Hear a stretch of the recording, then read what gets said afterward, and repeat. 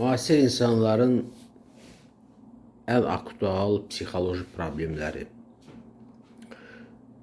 Müasir insanlar ümumiyyətlə çox çətin bir psixoloji vəziyyətdə yaşayırlar. Bunun bir neçə səbəbləri var. Bunun birinci səbəbi aqressiv qlobal siyasətdir. Yəni bütün dünyada çox aqressiv qlobal siyasət gedir. Və bu qlobal siyasətin bir neçə yox, bir həddindən artıq çoxlu maddələri var. Yəni bu xüsusi bir proqramdır. Bu proqramın ayrı-ayrı maddələrini həyata keçirərək hal-hazırda transnasional kompaniyalar, qlobalistlər özlərinin siyasətlərini bütün dünyada artıq bərqərar ediblər. Və insanlar buna heç bir müqavimət göstərə bilməzlər və göstərə də bilməyəcəklər. Qlobalistlər, yəni dünyanı gizlin idarə edən qüvvələr, bütün dünyanı gizlin idarə edən qüvvələr, onlar çox böyük ustalıqla 1991-ci ildən sonra özlərinin bütün planlarını, bütün proqramlarını keçmiş Sovet Respublikasının, keçmiş Sovet İttifaqının bütün respublikalarında artıq çox səliqəli şəkildə yayıblar və bu proqramlar artıq keçmiş Sovet İttifaqının bütün respublikalarında işləyir. Hətta o respublikalar ki, onlar deyirdilər ki, biz heç vaxt qlobalistlərin proqramlarını qəbul etməyəcəyik. Biz heç vaxt Qərb dünyasının bizə az qala məcburən qəbul etdirdiyi doktrinalarla yaşamayacağıq. Hətta elə ölkələr də artıq, elə respublikalarda artıq qlobalistlərə and içiblər. Qlobalistlərin bütün siyasətini qəbul ediblər. Və qlobalistlərin həmin respublikaların ərazisində öz siyasətlərini bərqərar etmək üçün bütün şəraiti yaradıblar və bundan sonra da yaratmağa söz veriblər. Yəni, artıq bizim taleyimiz demək olar ki, bütövlüklə, yəni bütün insanların taleyi, dünyada yaşayan bütün insanların taleyi bütövlüklə qlobal siyasətçilərin proqramlarından asılıdır. Bax, bu müasir insanların psixikasına təsir edən ən negativ vasitələrdən biridir. Bu vasitənin negativliyinin dərəcəsi nə ilə ölçülür? Gözlənilməzlik proqramı var. Bu proqramın içərisində yeni bir gözlənilməzlik proqramı var. Yəni, insanlar 2 saatdan sonra qlobalistlərin hansı qərar qəbul edəcəyini təbii ki, bilmirlər. İnsanlar bir gecədə hansı proqramların, hansı hətta qanunların belə deyək, qəbul ediləcəyini qlobal dünyada bilmirlər. Və artıq insanlar başa düşürlər ki, ən kütbeyin insanlar bunu başa düşmürlər. Ən kütbeyin, ən ağıldan zəif, ən belə intellekti aşağı səviyyədə olan insanlar bunu başa düşmürlər. Lakin dünyanın əksəriyyət əhalisi, az-çox intellekti norma daxilində olan insanlar başa düşürlər ki, hətta nəinki 1-2 saatdan sonra, 1-2 dəqiqədən sonra, 1-2 dəqiqə ərzində qlobalistlərin hansısa planı dəyişsə, həmin dəyişiklik dərhal dünyanın bütün ölkələrinə yayılacaq və bunu dünyanın bütün ölkələri mütləq qaydada qəbul etməlidir və həyata keçirməlidir. Dünya qlobaldır, qlobal qanunlarla yaşayır. Dünya transnasional kompaniyalarla idarə olunur. Dünya qlobalistlər tərəfindən idarə olunur. Bu artıq elə bir faktdır ki, bunu elə səviyyədə, elə statusda olan insanlar elə səviyyədə bunu bəyan edirlər ki, yəni bunları inkar eləmək ağıl zəifliyinin başqa bir formasını nümayiş etdirmək deməkdir. Siz sual verə bilərsiniz ki, qlobalistlər qoy qəbul eləsinlər də öz planlarını. Bunun bizim psixikamıza nə dəxli var? Xeyr, elə deyil. Bax, o gözlənilməzlik faktoru ki var. Gözlənilməzlik faktoru gətirir, çıxardır təhlükəsizlik hissinin itməsi prosesinə. İnsanlar bilmirlər sabah nə olacaq. İnsanlar bilmirlər, yəni səhər duranda, əgər gecə yatıblarsa, mən yeri gəlmişkən deyim ki, Azərbaycan əhalisinin böyük bir hissəsində yuxusuzluq problemi var. Bu da çox böyük problemdir. Bu da həmin indi danışacağım, qısaca danışacağım məsələlərdən irəli gələn problemdir.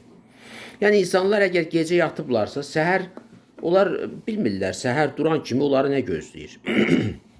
Həm şəxsi mənada, həm cəmiyyət mənasında, həm yaxın adamlarının taleyi mənasında. Yəni insanlar artıq bunu deyirlər. Deyirlər ki, yaxşı bir şey biz gözləmirik. Bax, fikir verin. Yəni insanlarla söhbət eləyəndə, elementar, adi söhbətdə, insanlar hamısı deyir ki, biz yaxşı bir şey gözləmirik. Lakin, insanlar bütün bunları güya başa düşə, mən başa düşən adamlardan danışıram. İnsanlar yenə də maddi sərvətlərin artırılması hayındadılar, belə deyək. Konkret mən Azərbaycandan danışıram. Yəni, indiki dövrdə bütün mənəvi psixoloji institutlar ondan danışır ki, mənəvi sərvətlərin artırılması bu çox ağılsız bir şeydir. Çünki o mənəvi sərvətləri tezliklə sizin əlinizdən alacaqlar. Sifravoy mir, sifravaya sistema, dünya rəqəmsal sistemi, belə bir sistem artıq işləyir. Dünyaya nəzarət etmək, rəqəmsal sistemi vasitəsilə sizin şəxsiyyətinizə nəzarət etmək, sizin düşüncələrinizə nəzarət etmək. Bunun hamısı artıq reallaşıb. Bizim hamımız nəzarətdəyik. Yəni bizim beynimiz, düşüncəmiz. Kimin bankda pulu varsa, mənim bankda pulum yoxdur, xoşbəxtlikdən. Kimin bankda pulları varsa, onların hamısı nəzarətdədir. Və çox maraqlıdır ki, buna kim nəzarət eləyir? Qlobalistlər. Sizin o pul qoyduğunuz bank, heç onun nəzarəti vacib deyil. Qlobalistlər nəzarət eləyir. Və qlobalistlər istənilən vaxt o maddi sərvətləri insanların əlindən qoparıb və bu proses artıq gedir. Bu maddi sərvətlər qoparılır və insanlar doğrudan da dözülməz bir vəziyyətə düşürlər. Ayrı-ayrı hallarda. Hələ bu kütləvi xarakter daşımayıb. Qlobalistlər bunu çox səliqəli şəkildə eləyirlər. Çox ehtiyatla eləyirlər. Fikir verin, dünyanın hər yerində, xüsusən də keçmiş Sovet Respublikalarının hamısında belə bir proses gedir.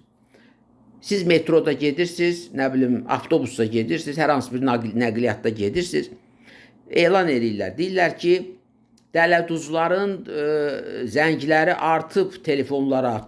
Siz dələduzlardan ehtiyatlı olun. Dələduzlar telefonla zəng edib. Belə bir məlumat verirlər. Bilmirəm, mən Bakı metrosuna minmirəm, çünki orada ventilyasiya yoxdur. Ventilyasiyanı nəyə görəsə söndürüblər. Mənə belə gəlir, çünki nəfəs almaq mümkün deyil Bakının metrosunda. Yəni, mən elə fikirləşirəm ki, orada nəfəs almaq mümkün deyilsə, deməli ventilyasiya yoxdur. Yəni, mən Bakı metrosuna minmirəm. Amma inanıram ki, yəqin ki, Bakı metrosunda da belə elanlar verilir. Bəlkə də verilmir. Yalan deyə bilmərəm. Amma dünyanın, yəni keçmiş Sovet Respublikalarının, demək olar ki, bütün respublikalar, keçmiş Sovet Respublikalarında nəqliyyatlarda, xüsusən də metro, yəni kütləvi, insanların kütləvi istifadə etdiyi nəqliyyat növlərində belə elanlar verilir. Deyir, sizin telefonunuza zəng gələ bilər, sizdən məlumat almaq istəyərlər, nə məlum insanlar, nə məlum nömrədən. Onlara məlumat verməyin, çünki o məlumatların nəticəsində onlar sizin bankda olan pullarınızın hesabını biləcəklər və o pullarınızı kartdan dartıb çıxardacaqlar. Və bu həqiqətdir. Lakin mən sizə bir şey deyim ki, bunu heç də dələduzlar eləmir.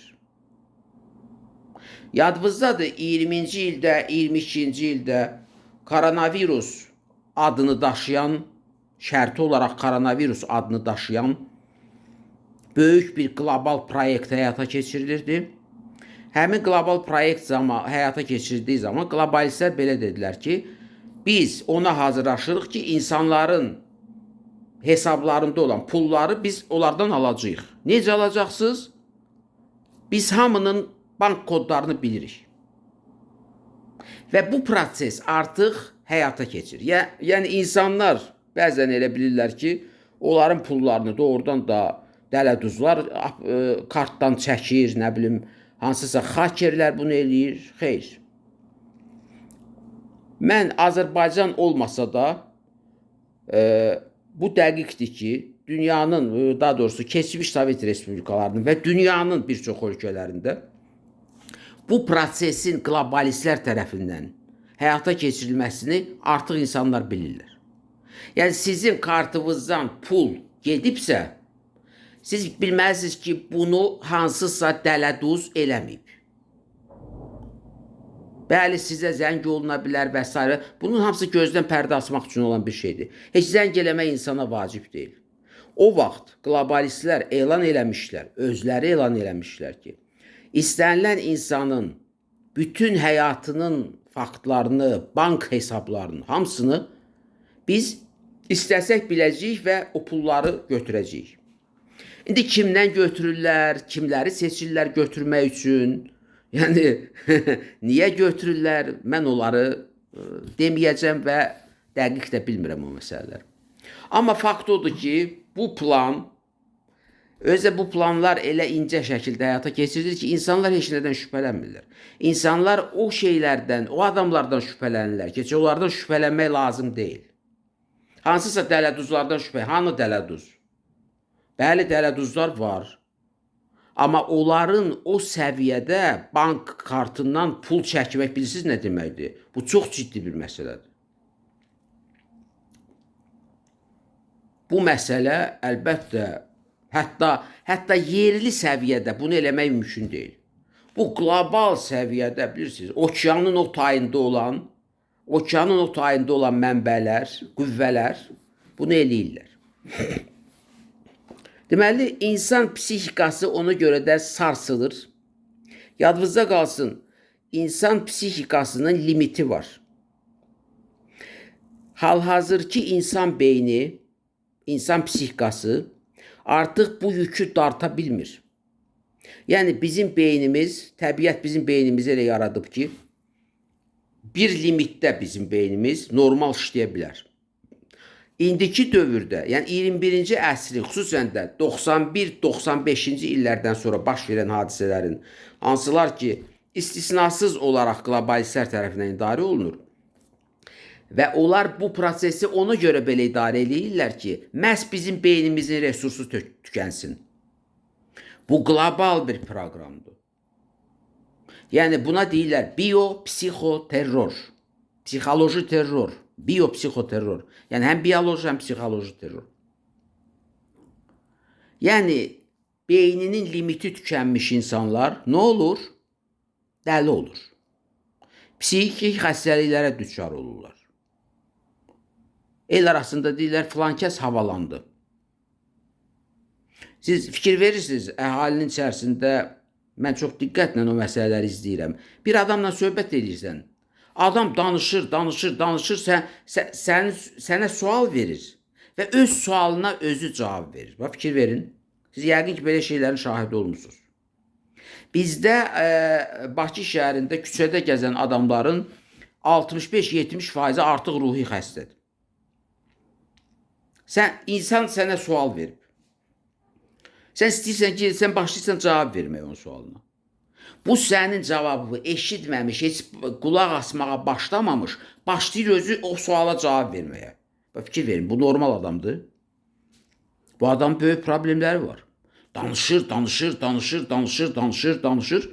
və Axırda bu danışıq gəlir olur belə bir, bilirsiniz, psixiatriyada belə bir söz var. Verbigirasiya, inkogerensiya. Bu nitqin psixi səbəblər üzündən təfəkkürün, nitqin və təfəkkür nitqə bağlıdır. Kobud pozğunluqlarıdır. Bu Azərbaycanda olan əhalidə bu var. Müəyyən hissəsində. Bu da nədəndir? Mən yenə də deyirəm. Sabahki günə ümidsizlik, təhlükəsizlik hissinin itməsi. Təhlükəsizlik hissi də niyə itir? Biz hər gün yeni negativ informasiyalar alırıq. Elə gün olmur ki, biz pozitiv bir informasiya alaq, qlobal mənada. Dünyanın bütün nöqtələrindən ancaq negativ informasiya gəlir. Siz, əgər kim bilirsə, mənə zəng eləsin desin, axırıncı dəfə nə vaxt çox gözəl, pozitiv bir informasiya alıb, qlobal mənada. Tutaq ki, eşidib ki, hansısa bir ölkədə müharibə qutarıb. Və insanlar xoşbəxtdir, artıq sülh müqaviləsi, elə bir ölkə, elə bir yəni isti bir zona adı çəkin mənə. Elə bir konflikt ocağının adını çəkin ki, o artıq dayandı, konflikt dayandı, yoxdur elə ocaq. Daha da o olan konfliktlər genişlənir. Yəni, bunun hamısı qlobal həyata keçirilən proqramlardır. İnsanlar bunu başa düşən düşür, başa düşmənlərə heç nə başa salmaq mümkün olmayacaq. Ona görə də hətta dində, dünyəvi dinlərin hamısında belə prinsip var ki, deyir, insan kütbeyindirsə, onu heç nə başa salma, onsuz da başa düşməyəcək. Yəni, qüvvəvi sərf eləmə ona. Mən bunu az-çox başa düşən insanlara müraciət edib danışıram. Çünki insanlar çox vaxt sual verirlər. Deyir, qohumudur, tutaq ki, artıq xəstələnib, çox pis vəziyyətdədir. Endogen bir xəstəliyi yoxdur, amma vəziyyəti pisdir, gün-gündən pisləşir. Buna deyirlər, ictimai cəhətdən əsaslandırılan psixi pozğunluq. Yəni, ictimai səbəblərdən yaranan psixi pozğunluq. Bu ictimai səbəblər nədir? Bu qlobal səbəblərdir. Bu, əgər təkcə bizim ölkədə olsaydı bu səbəblər, bunu aradan qaldırmaq olardı. Amma bu səbəblər qlobaldır. Bütün dünyada bu səbəblər var. Həmin proses, tutaq ki, Fransada da gedir, həmin proses, nə bilim, Serbiyada da gedir, həmin proses Ermənistanda da gedir, Gürcüstanda da gedir, hər yerdə gedir. Amma bizdə, bizim Azərbaycan əhalisinin milli etnik xüsusiyyətlərinin nəzərə alaraq, bu proses, daha doğrusu, milli etnik xüsusiyyətlərinə uyğun olaraq bu proses bir qədər ağır gedir.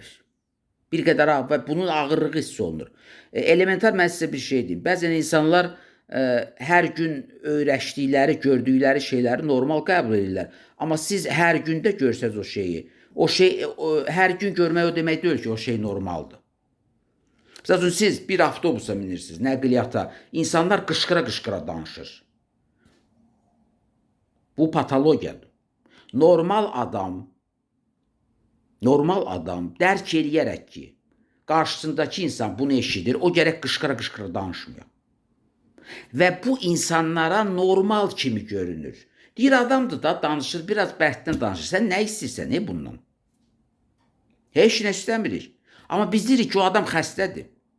Sonra küçənin bir başında durub, mobil telefon əlində, mobil telefona qışqırır. Bax, fikir verin. Mobil telefonun siz bilirsiniz ki, öz mikrofonu var.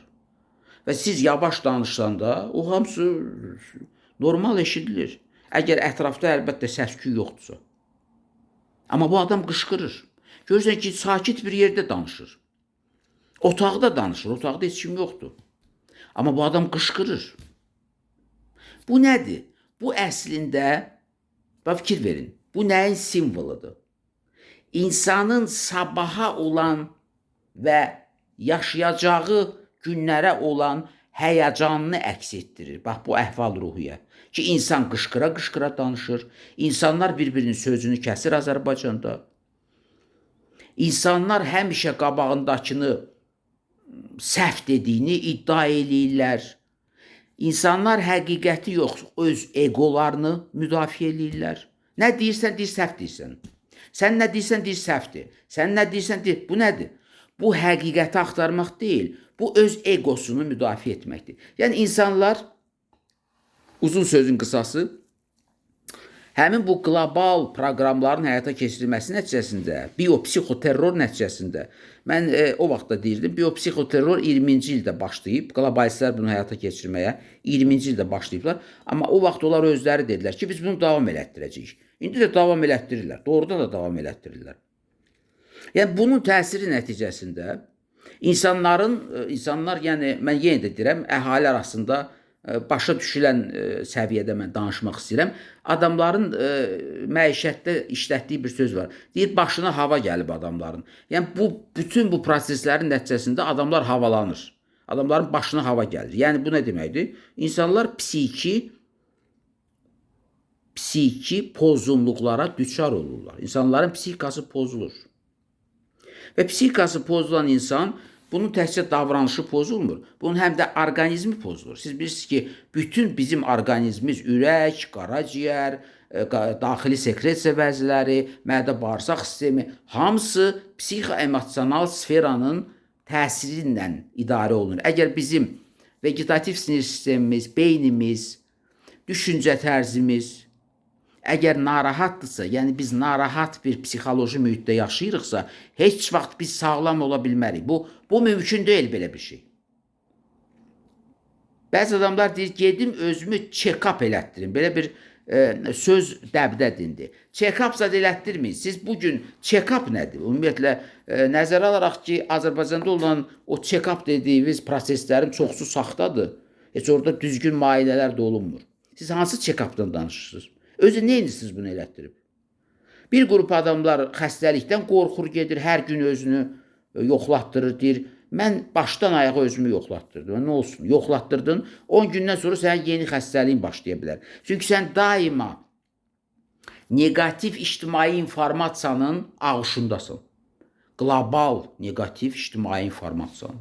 Yəni, bütün dünyada olan qlobal negativ ictimai. Bu çox dəhşətli bir şeydir. Çox dəhşətli bir şeydir.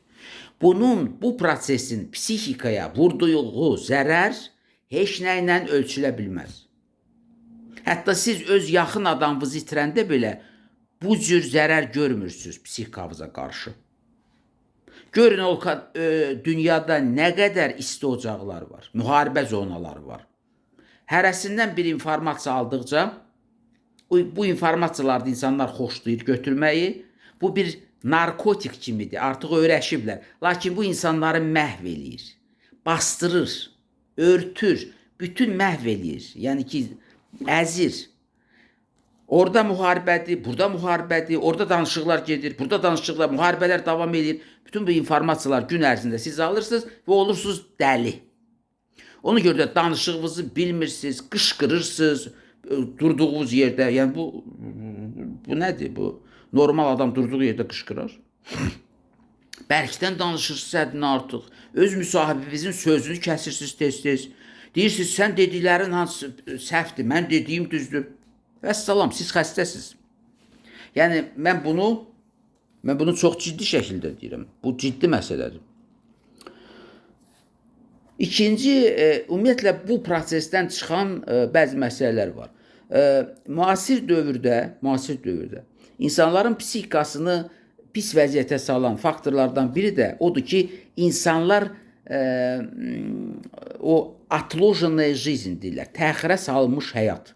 Yəni, həmişə həyatlarını təxirə salırlar. Bugün bunu eləyim, qutarım, sonra rahat yaşayaram. Bax, fikir verin, adamlar nə deyir? Deyir, mən gedim 3 dənə Novostroyka alım, birini oğluma, birini qızıma, birini nəvəmə. Sonra mən rahat oturub yaşayacağım. Bu mümkün deyil. Sən artıq o prosesdə günlərvi, aylarvi itirdin. Sənin həyatın getdi. Sən bunu sabah yaşaya bilməyəcəksən. Sabahki günün öz yaşayış həyatı var. Yəni, insanlar bunu dərk eləyə bilmirlər, başa düşə bilmirlər. Və sonda görürlər ki, bunlar 3 dənə Novostroykanı da aldılar, birini nəvəsinə, birini qızına, birini oğluna, nə bilim, neçə dənə də getdi, maşın aldı. Da bu prosesləri qutardı, artıq əldən düşüb, oturur, deyir, of, indi dincələcəm deyəndə, bir dənə ağır xəstəlik gəlir bunun, yıxılır üstünə, dincəlmə əvəzinə bu gedir, düşür onkoloji mərkəzə və oradan da gedir o dünya. Bu mümkün deyil. Həyatı təxirə salmaq, bu ən böyük axmaqlıqdır. və bu psixi pozuntulara gətirib çıxardır. Bugünkü həyatı sabah yaşaya bilməyəcəksiniz. Və bu anın həyatı 2 saat sonra, 5 dəqiqə sonra yaşanıla bilməz. Bu mümkün deyil. Mən gedim maşın alım, sonra rahatlanaram, yaşayaram. Mən gedim evimi təmir elətdirim, sonra rahatlanaram, yaşayaram.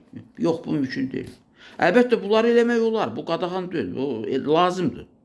Amma eyni zamanda insan öz yaşayışına da vaxt qoymalıdır. Bu da müasir dövrün insanlarının psixi problemlərindən biridir. Nəhayət üçüncü psixi problem. İnsanlar öz psixikalarını onlara uyğun olmayan yüklə yükləyirlər. Deyir, mən maşın da sürəcəm. Qadındır, tutaq ki, cavan qadındır. Deyir, mən maşın da sürəcəm. İkinci ali təhsil də alacam. Mən gedib doktoranturaya da girəcəm. Mən ərə gedib uşaq da doğacam. Uşaqları da saxlayacam. Sonra da ərimi qovacam, rədd olsun cəhənnəmə. Əfəlin biridir, pul qazanmır. Uşaqları da özüm saxlayacam. Yəni bütün bu yükü götürür üstünə. Bir də görürsən ki, qadının süd vəsində xərçəng tapdılar. Bu nədən olur? Bu üzr istəyirəm sözümə görə yekəbaşlıqdan olur. Və yaxud da kişilər, yəni bu hamıya aiddir. Mən qadınlardan misal çəkəndə mən demək istəmirəm ki, bu təkcə qadınlara aiddir. Kişilərdə də elə məsələ var. Mən biznes açıram. Gedir, gəlir, gecələr yatmır. Gündüzlər bunun rahatlığı yoxdur. Açdı, biznesini açdı. İndi də arendaya yer götürmüşəm. Oranı təmir elətdirirəm. Buranı tozanağın içində, bu Bakının istisində, ora qaçdı, bura qaçdı. Hop! İşləri qutardı. Bir də görürsən ki, qutardı. Qutarandan sonra da 3 gün sonra təcili yardım buna apardı xəstəxanaya. Və yaxud da ən pis halda bu gəldi, düşdü psixiatrın qəbuluna. Deyir, yata bilmirəm, narahatam, mənim əhval-ruhiyyəm beynin limiti qutarıb. Hörmətli Azərbaycan əhalisi, beynin limiti var, limit. Heç nə limitsiz deyil. Siz heç vaxt 5 yaşında uşağa 35 kiloluq yük götürdürə bilməzsiniz. Bizim beynimiz təkamül prosesində müəyyən yükü götürmək üçün uyğunlaşıb.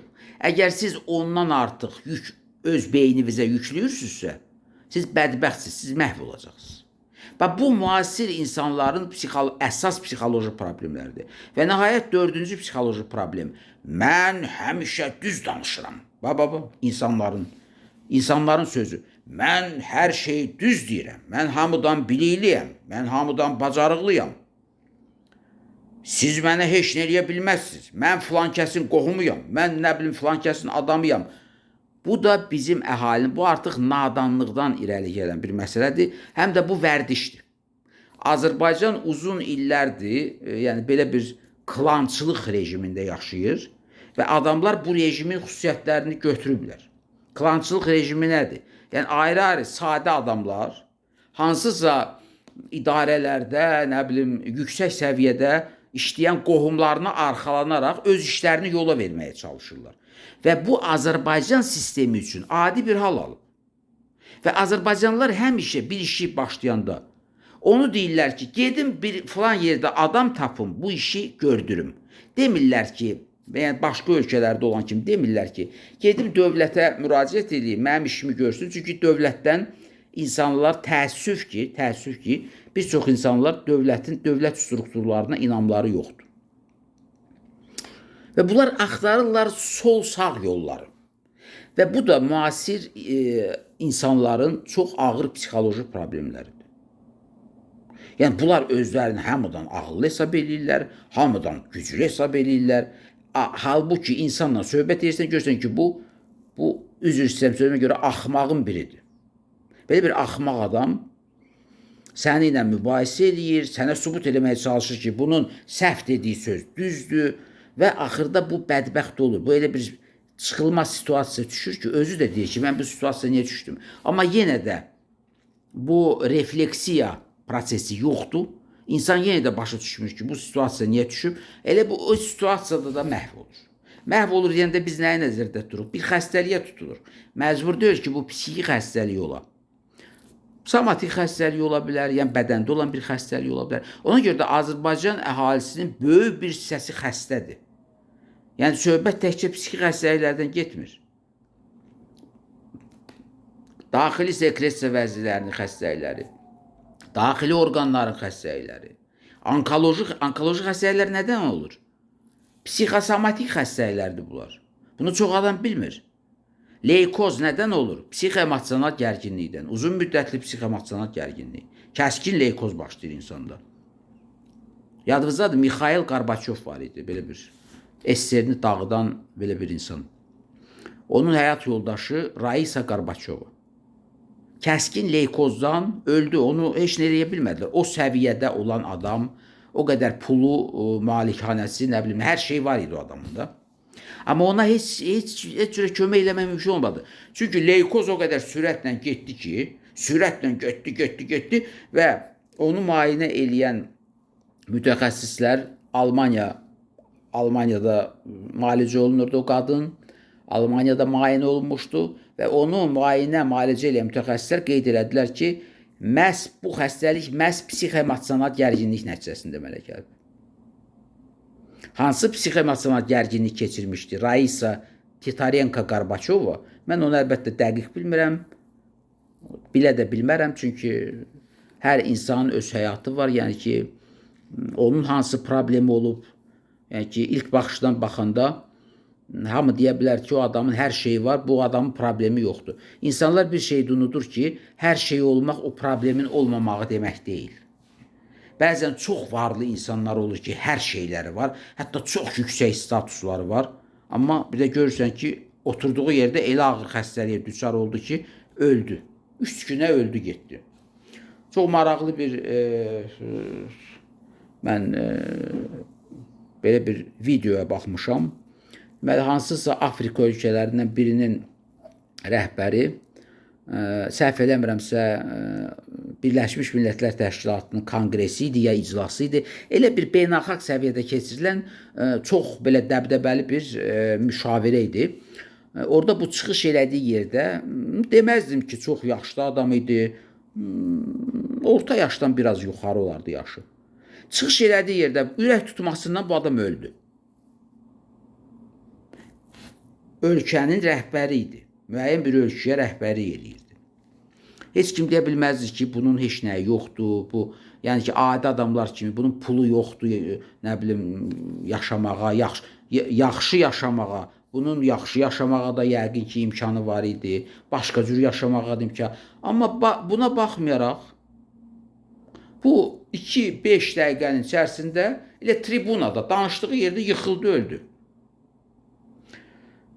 Yəni, heç bir insan qarantiya verə bilməz nə özünə, nə ətrafdakılara. Bəzən həkimlərə deyirlər ki, siz qarantiya verirsiniz, bu xəstəlik sağalır. Bu nadan adamların verdiyi sualdır. Mən həmişə deyirəm, biz heç özümüzə qarantiya verə bilmərik. Heç bir həkim heç özünə qarantiya verə bilməz. Nəinki qabağında olan xəstəyə. Bəli, müalicəsini xəstənin aparılır, xəstəyə nə lazımdır eləmək lazımdır, amma heç kim qarantiya verə bilməz ki, bütün o tədbirlər nəticəsində xəstə tam yaxşı olacaq. Bu, belə bir qarantiya, yəni həkimdən tələb eləmək də naşılıqdır. Yəni, həyatda heç kimə qarantiya yoxdur. O nə qədər yaşayacaq, harada öləcək, nədən öləcək. Xüsusən də indiki dövrdə biz bilirik ki, ölmək üçün o qədər səbəblər var ki, onun çoxsunu da süni yaradıblar. Yəni, kim ki kiməsə mane olur, bir üsul tapır, onu öldürür, aradan götürür. Xüsusən də əgər statuslu qüvvələr kimdənsə xoşları gəlmirsə, həmin statuslu qüvvələr o adamı çox asanlıqla aradan götürürlər. Yəni, insanın özü də elə adi adamda. Təbiətən bir xəstəliyə tutulub istənilən anda ölə bilər. Xüsusən də indiki dövrdəki insanların mən saydığım psixoloji problemlər nəticəsində insanların psixikası həddindən artıq pis vəziyyətdədir. Hər şeyi psixika idarə edir. Yadınızda qalsın, ay millət. Psixikavız əgər sizin oyaqdırsa, siz ümidsiz vəziyyətdəsinizsə, siz sabahki günə ümidiniz yoxdursa, siz həyata inanmırsınızsa, həyata inanvınız yoxdur, siz bilmirsiniz, özünüz üçün bilmirsiniz sabah nə eləyəsiniz ki, həyatınızı yaxşılaşdırasınız. Belə fikirlərlə yaşayırsınızsa, əlbəttə bu da sizdən asılı deyil, sizi heç kim günahlandırmır. Yəni, bizim həyatımız çox ağırdır. Yenə də deyirəm, qlobal ictimai vəziyyət çox gərgindir, qlobal. Bütün dünyada. Həqiqət budur ki, əgər belə rejimdə yaşayırsa insan, mən dediyim problemlərlə, psixi problemlərlə gec-tez insan xəstələnir. İndi nə ilə xəstələnəcək, onu heç kim deyə bilməz.